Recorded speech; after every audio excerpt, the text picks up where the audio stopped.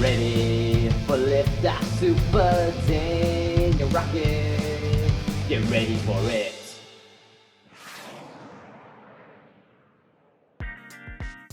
Hey guys and girls, it's me, Super Rockin', and welcome back to Sonic the Marathon Tree. Of course, there's been a lot of Sonic voice actors throughout the years, especially when it comes to the English dub of the video games.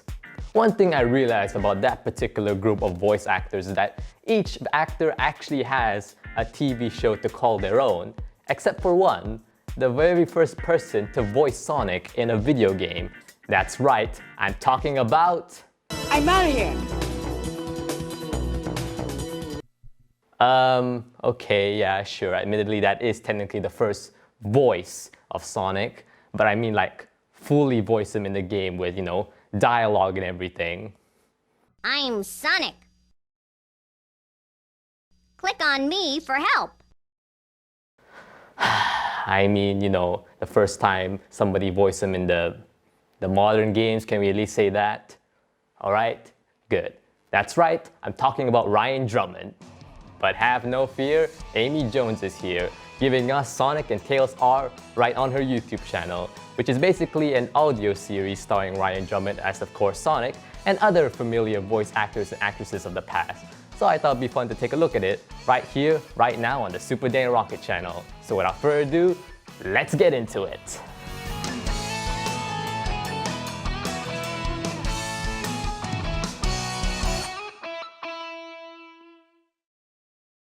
So what does the R stand for? I don't know. I mean, they did technically race like 2 times at least, technically. I don't think that justifies for that being racing. I don't know, whatever, it's just an R. But what we should be focusing on this little title is, of course, the Sonic and Tails part. So basically, the main premise of this little audio series is that after a certain incident regarding Eggman, the Chaos Emeralds split into pieces, and now Sonic and Tails have to figure out a way to get them back to their normal state. That's right, the Chaos Emeralds took a little page off their big brother, the Master Emerald's book for this little story. It does sound simplistic at first, but they really fleshed it out in a lot of interesting ways, and I really like that they do take the pre-established stuff from games like Sonic Adventure and implement it into the plot pretty smoothly. One thing I really like about this series is that since this is called Sonic and Tails R, they did really focus a lot on the partnership between these two characters, which I thought was pretty neat, because of course we've seen these two hang out all the time throughout the series since 1992, battling Eggman. But we never really get to see them interact with one another, talk about their different perspectives, which is a shame because I thought that would be pretty neat to go into, which this, little audio series did, and I'm really happy for that. And of course, one thing that really helps this is the people who are voicing these two characters. Of course, we have Ryan Drummond as Sonic, and he did a pretty good job. It's pretty surreal to see his voice again, especially in this format since, of course, his most prominent appearance is, of course, in Sonic Adventure 1 and Adventure 2. And of course, those performances are kinda bogged down by, well, you know... Watch out! You're gonna crash! And of course, we cannot forget the I Can Hear You. Oh my goodness, speak up, be louder. By the time we get to Sonic Heroes, where we really get a feel for his version of Sonic, it's already too late because, of course, soon enough, by the time Shadow the Hedgehog released, they replaced everybody with the 4Kids cast. So I'm really happy we get to see Ryan Drummond's full potential as Sonic in this little audio series.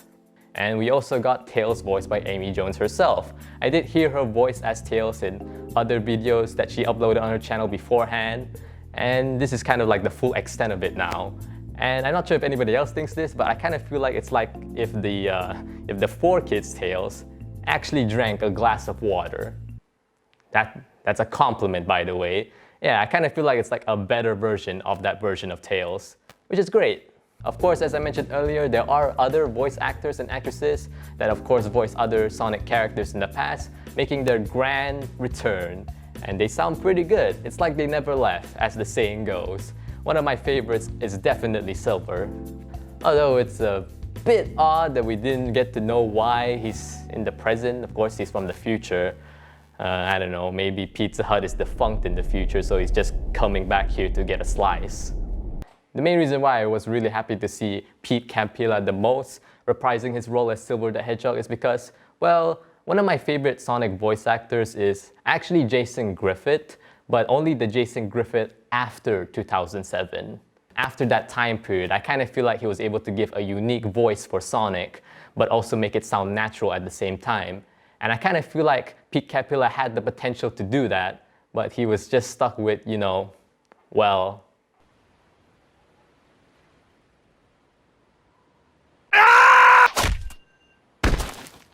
So that's why I'm glad to see Pete Campilla back in the role of Silver. It's really awesome to hear his voice in how I imagine it if he came back post-2007. And hey, Jason Griffith may not be voicing Sonic, but at least he's here to voice Shadow. Ridiculous. After all I've seen him endure, you'd think it would have taken more than that to knock him out. I see EO, the EO, red lightings on the wall. And one thing I really like about these little appearances of the other characters is that they don't feel forced. They do feel like they are integrated nicely into the plot without feeling like, they're just there for people to go. Finally, our hero Jason has returned. Peace will be restored to the lands. Harmony will come back to our planet. For example, they could have easily have Knuckles be along with Sonic and Tails throughout some of the parts of the adventure. But of course, they did have to be respectful to his character and have him reside at the Master Emerald and only help out with just telling them what to do. So yeah, they do make sure that they don't really force these characters on you.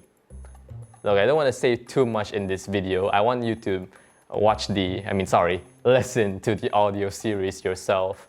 But I do want to talk about this fun little, scene. Can you call it a scene if you can't see anything, but whatever. This little scene with, Tails battling Eggman again for the 4th time since they did one in Sonic Adventure 1 and 2 times in Sonic Adventure 2. And I really like it. Of course, in those previous games, we don't get to see the fun little interactions between the two, which was a bit odd. I kind of feel like it would be fun to see how these two geniuses will talk to each other. And we did get to see that in a bit in this little series, which I thought was pretty cool. And one thing I found interesting is that this series also really explores the aftermath of Tails' adventure in Sonic Adventure 1. I do really like Tails' story in Sonic Adventure 1.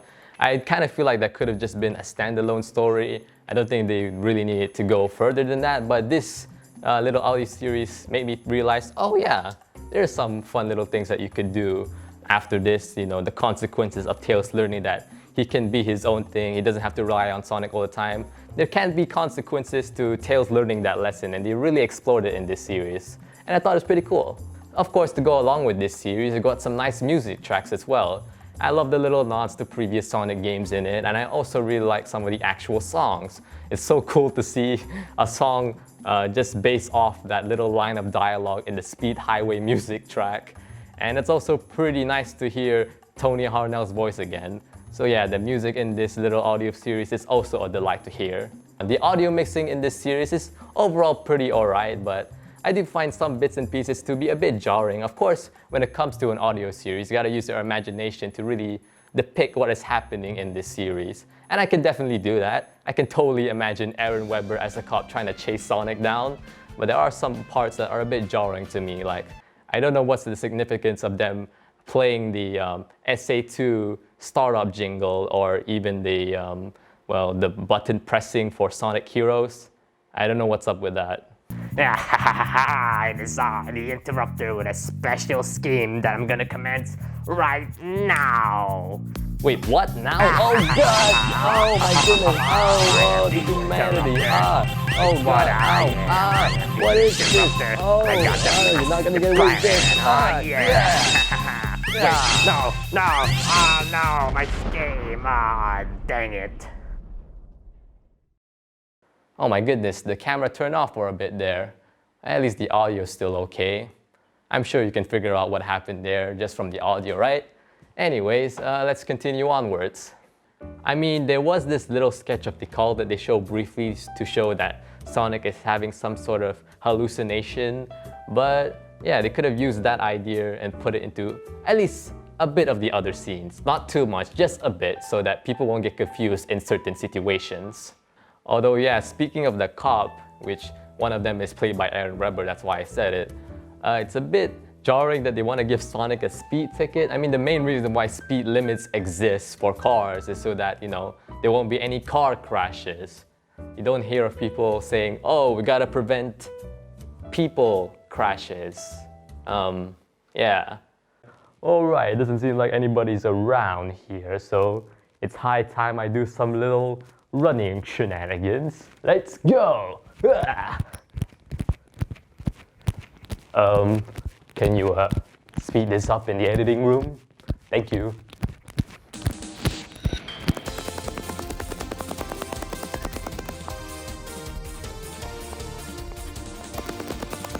Oh god, look out!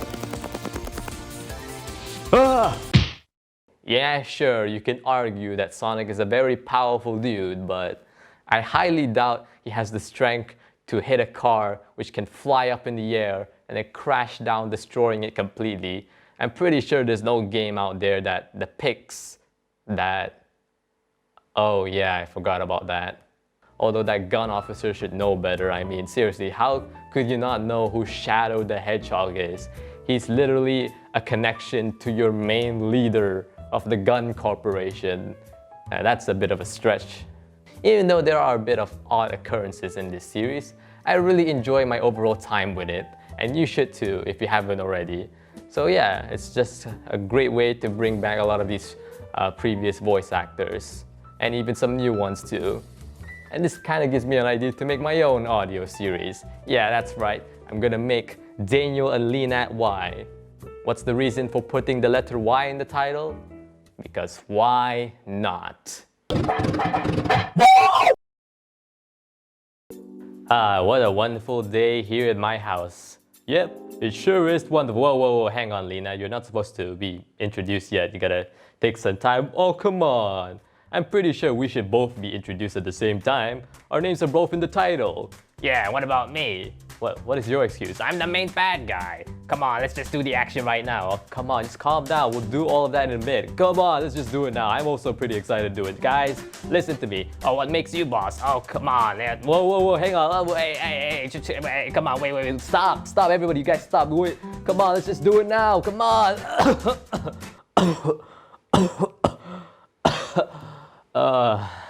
Yeah, I'm not sure this is a good idea.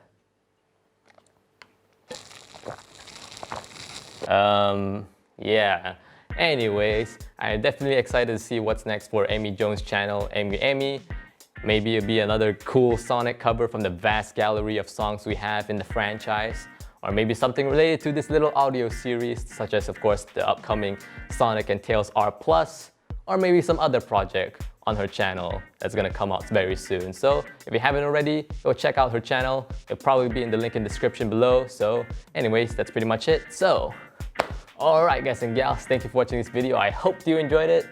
And soon enough, we're gonna be concluding this little Sonic the Marathon tree in just a couple of days. So until then, rock it on. I almost fell down there. That was not planned.